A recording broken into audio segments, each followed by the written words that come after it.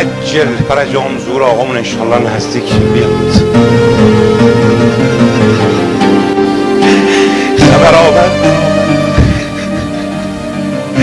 خبر آمد خبری در راه است، سرخوشم دل که از آن آگاه است.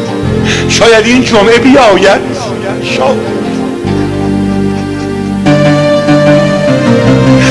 شاید این جمعه بیاید، شاید پرده از چهره گشاید، شاید دست افشان پای کوبان میروم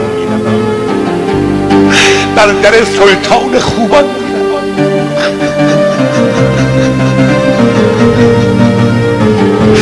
میروم بار دگر مستم کند، بی سر و بی پا و بی دستم کند.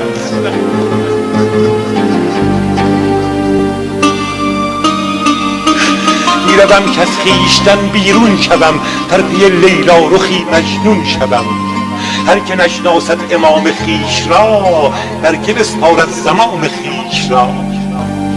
دست ساقی چون سر خم را گشود، جز محمد هیچ کس آنجا نبود. جام آن آیینه را سیراب کرد، از جمالش خویش را بیتاب کرد. موج زلف مصطفی را تاب داد، ذوالفقار غیرتش را آب داد. در پی احمد علی آمد پدید، در کف او بود میزان و حدید. بوالعجب بین روح حق را در دو جسم، هر دو یک معنی ولیکن در دو اسم. در حقیقت هر دو یک آیینه اند، یک زبان و یک دل و یک سینه اند. یک نظر بر پرده نقاش کن، تا به گیسوی قلم را فاش کن. آفرین گو پنجه معمار را، تا نماید بر تو این اسرار را. فاش میگوید به ما لوح و قلم، از وجود 14 بی شکم. 14 گیسر هم ریخته، 14 حبل فلک آویخته. 14 ماه فلک پرواز کن، 14 خورشید هستی ساز کن. 14 پرواز در 7 آسمان، هر یکی رنگین تر از رنگین کمان. 14 الیاس در باد آمده، 14 خضر به امداد آمده.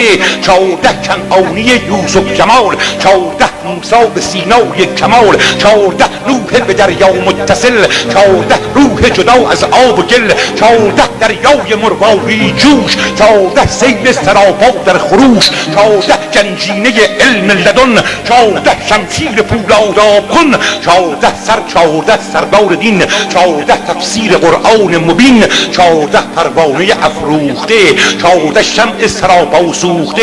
14 عشق آمیخته، 14 شهد ساغر ریخته. 14 سرمست بیجا مستبو، جرعه نوش از باده اسرار هو. 14 میخواره ساقی شده، و چرب بگشته و باقی شده. 14 منصور آمده، کلهم نور علی نور آمده. آفرینش بر مدار عشق بود، مصطفی آیینه دار عشق بود. میم او شد مرکز پرگار عشق، در تجلی بر سر بازار عشق.